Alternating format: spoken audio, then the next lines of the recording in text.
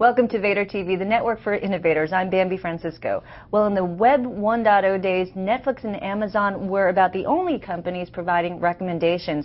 Well, these days, media and commerce sites realize recommendations can actually drive sales and traffic. One company helping to drive sales and traffic for its partners is Aggregate Knowledge. And joining me to talk about Aggregate Knowledge is Paul Martino, CEO and founder. Paul, thanks for joining us. Thank you, Bambi. And Paul, you call Aggregate Knowledge the leader in discovery. So I guess the question is, what do you mean by discovery? A Wharton study came out recently and said that a Wharton study on all these recommendations engines came out and said that these recommendation engines were actually really not showing anyone anything new. Basically, no one was really discovering anything new. They were just discovering the top 10 hits or items that they were already familiar with. So how are you helping people discover, and what are you helping them discover? Right. Certainly we're familiar with that study. One of the interesting statistics across all our partners is 85% of all of our recommendations across all of our customers are outside of the top 50. So not only out of the top 10, 85% are out of the top 50. So our recommendation service, which we call Discovery, is letting people see much more of that deeper tail as opposed to just stuff at the top. What happens, a lot of people do the easy thing. They do the top 10 most viewed of the day or the top 5 most bought of the day. And when you do that, the rich get richer and you only ever see those 5 or 10 items. Right. And so our Discovery service is really all about unearthing that serendipitous or magic result that's either just for you or based on where you came from or what you're looking at. Oh. And we really think Discovery is all about finding that result when you didn't know what you were looking for.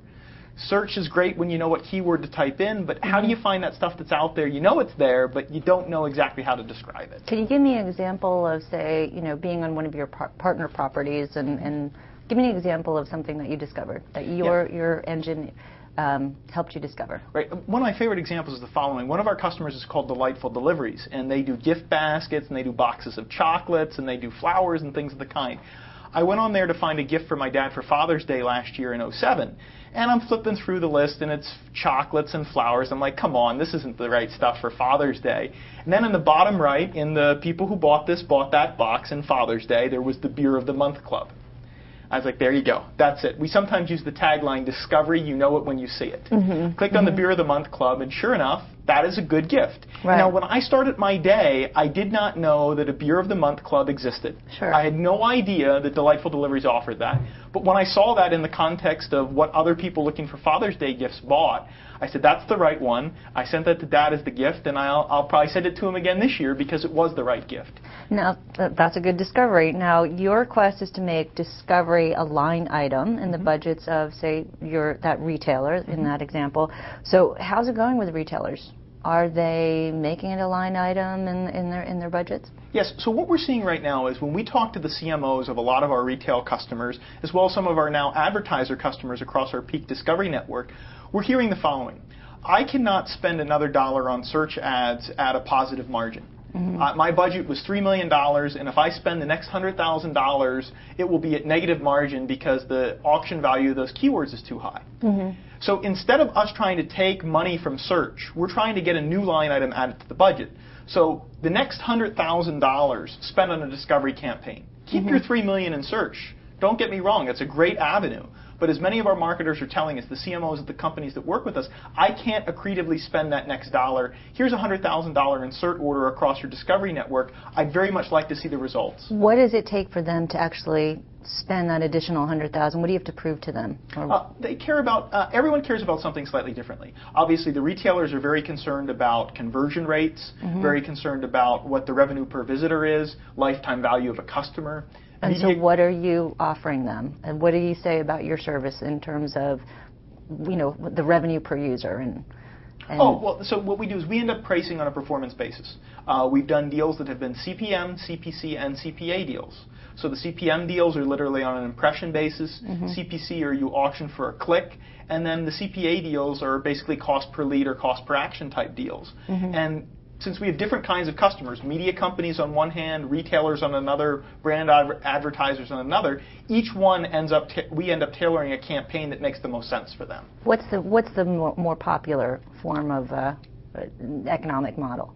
I would say we've got a pretty fair split right now, primarily between CPC and CPA. We've only done very few CPMs, but CPA and CPC, and it really depends on what the objective of our customer is. Since we sell to a wide variety of customers, everybody from, say, a Washington Post to a Delightful Deliveries to a Health Central network to a shop local. Right. These are very, very different business models, so we need to be flexible in the kinds of models we offer our customers as well. What are you doing as far as revenue? What's your revenue looking like this year?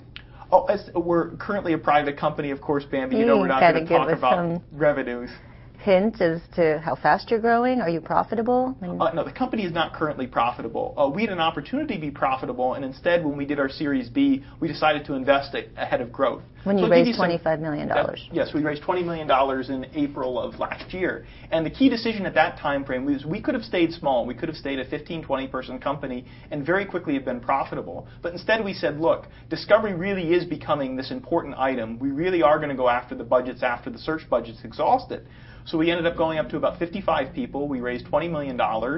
And our network currently reaches almost 100 million users. So if we stayed small and grew slowly, I don't know that we would have hit the 100 million user mark as quickly as we did. When you say 100 million users, these are people that have clicked on to some of the recommendations, or? The 100 million users every month are people that have either clicked or participated in giving us data or have been gone to sites inside of the network. And so you follow them so you can target ads to them, or what are you doing with that data? Right, so that data allows us on a site to provide high-quality recommendations. People who bought this, bought that, recommend it for you, today's hot movers, etc. And what we've now done with our Pique Discovery Network, we now call the product Discovery Ads, we've been able to take those pieces of content off one site and put it on another site. So for example, if you're reading an article about your favorite sports team, you might see tickets from Tickets Now appear next to that article saying, hey, you might be interested in these tickets. And in that way, we're tracking the cross-site behavior to be able to provide an in-context advertisement. Who's using that type of service right now? We've done quite a few with our existing Pique Network customers. So everyone who is a customer of Aggregate Knowledge is automatically a part of the Pique Network. So everyone on our customer list that's scrolling by on the screen here is a participant in the Pique Network. Some are advertisers, some are publishers, some are actually both, where they'll either send their content out or be a place in which the content gets displayed. Now, Overstock was one of your biggest clients, and as you said earlier, they've decided to create their own. I guess what how do you prevent that from your if discovery is such a big part of a marketing budget, or if discovery helps drive sales, like how do you prevent companies from, I guess, taking it in-house like Overstock did? Right. No, I think that's exactly the right question, and it's the reason that we've done the network approach. The Pique Network that's approach. Correct. Yep. So, for example, we place Overstock products on third-party locations in a CPA-based type arrangement in which we can put an impression up. That is what the Pique Discovery Network is all about. The original deal that we did with Overstock was strictly all about on-site recommendations, using Overstock's data alone on its own site to provide recommendations back to its own users. That, to me, is an area that I think will continue to be commoditized, because the sites that get the most value out of such a service will decide to bring it in-house, as Overstock decided to do, or other companies will literally do 5-way, 10-way, 15-way goat rodeo trials across a bunch of vendors. And unless you've got that network approach, where you're bringing other data to the party, where you're being able to syndicate the products out, I don't think you're going to have an enduring value proposition. It's one of the reasons we really talk about our category as discovery as opposed to, say, strictly on-site recommendations. So is that why you moved from focusing on retailers to focusing on media companies? I mean, what was that trend? It seems like it would have been one strategy would have been like dominate all the retailers and be the recommendation engine or discovery engine for all the retailers, but you moved and started also focusing on media properties. Well, what was the thinking behind that? Well, I don't think that being just an engine for retailers is a long-term enduring value proposition. I think you'll consistently be put into A/B tests. In addition, you'll also end up always having internal IT thinking that they can do a better job of their own recommendation service. So our goal has always, from when we started the company, has been to have a mix of retailers, media companies, portals, information houses, etc., all in the data pot. Because it's only once you have that aggregated data set can you get the best possible results. So our page views across our network tend to be about 50% retail and 50% media. They have been that way since the company started, and they continue to be about that mix right now. Give us an update on those metrics or your data, the data that you're collecting. Yeah, so on a monthly basis, we do over 1 billion discoveries, meaning impressions of our window, our discovery window, discovery ad, and we hit about 100 million users every month. I think we did 98 million in March. Okay. And the predominant, I guess, the way you're making money off of them really is just sort of showing them ads or when they buy a product, getting... Right, so all the models now basically end up being CPM, CPA, CPC. Right, all of those. And so it's different if it's your own site and your own inventory versus if it's a brand new customer, but at the end of the day, the models end up being traditional ad-oriented models, hence the name Discovery Ads. Okay, so there are a number, Lumia just announced that it raised $5 million. There's ChoiceStream, a number of recommendation engines out there. Who do you see as your biggest competitor, and how are you different from them? Right, well, I'll mention those two right there. So Lumia, for example, when they announced their financing today, they talked a lot about how they're focusing on being a social recommendation widget. And while Lumia is certainly competitive to us in certain ways, it's clear that we've elected to go after different segments of the market. Being a social recommendation widget is a different customer base than being an enterprise class service providing recommendations to major retailers and advertisers. So I think there'll be some overlap. ChoiceStream, for example, another company, they've gone very deeply after the media and entertainment vertical. And so we don't tend to see a ChoiceStream in a competitive situation, say, at a retail customer, but we might run into them at a major newspaper. Okay. So with Lumia, you said there may be overlap, so where would you run into Lumia? They do some work with some media companies that we also have worked with, for example. I think one of their investors is related to NBC, for example. Okay, that's true. And you work with NBC as well? We have worked with NBC. We have a partnership with a delivery agent, and delivery agent powers one of the stores that NBC does its products on. Okay. And the last question, because my background is Media Invaders, a media company. So when you go sit down with a media company at Washington Post and a number, I guess, scrolling up there, Sony. So when you go to them and say, you know, Business Week, another. You know, when you CBS, say we can drive traffic, I guess what's your value proposition to them? What are you doing for them? There are 2 or 3 major reasons that the media companies elect to deploy our product. The first one is about more page views per session. Literally, keep my user engaged longer, keep my user coming back to the site more frequently. How much do you drive page views? So, for example, on one of the sites that we recently announced, when people click on a recommendation powered by Aggregate Knowledge, they stay on average an additional 6 page views.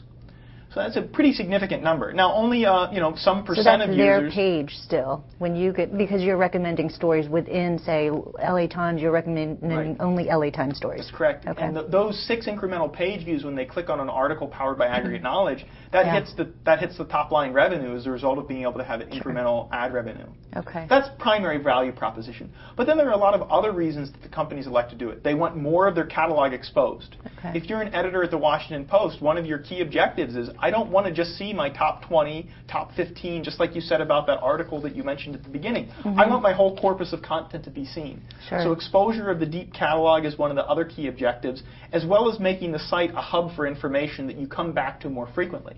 So it's not just about more page views per one visit, it's about more lifetime value on incremental new visits. And the economics behind that, that's ad sharing? So we've done models that have been a share of the uplift. We've done models in which we do a hybrid model where we'll exchange the on-site services in exchange for being able to place ads on the publisher site. Oh. So we've done barter deals like that as well. Where you bring in the advertisers. That's correct. Okay. You know, our whole goal is to get as much footprint as possible, and having the right economic model for our publisher partner, we've been very flexible in doing different kinds of deals. Okay. And you keep saying that you're going to add a line item in the budgets of marketers, but do you think you're going to take away some of the search engine marketing dollars? I don't think that will happen for a long time. When you have a detailed discussion with a CMO at a retailer, a CMO at one of these companies that's one of our customers, it's very clear that they have a lot more marketing budget to go against search that they can't effectively spend. And until we get past the area where those new dollars would go after areas like discovery or video, I don't see money literally shifting from search to discovery. Where is it going to come from then?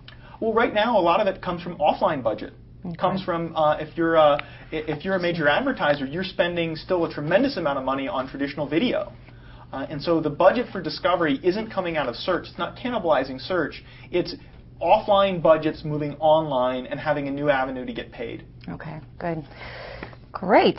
Well, Paul, thank you so much for sharing what's happening at Aggregate Knowledge, and it looks like it's doing really well. Great. Well, thank you, Bambi. So I've been speaking with Paul Martino. He's the CEO and founder of Aggregate Knowledge. I'm Bambi Francisco.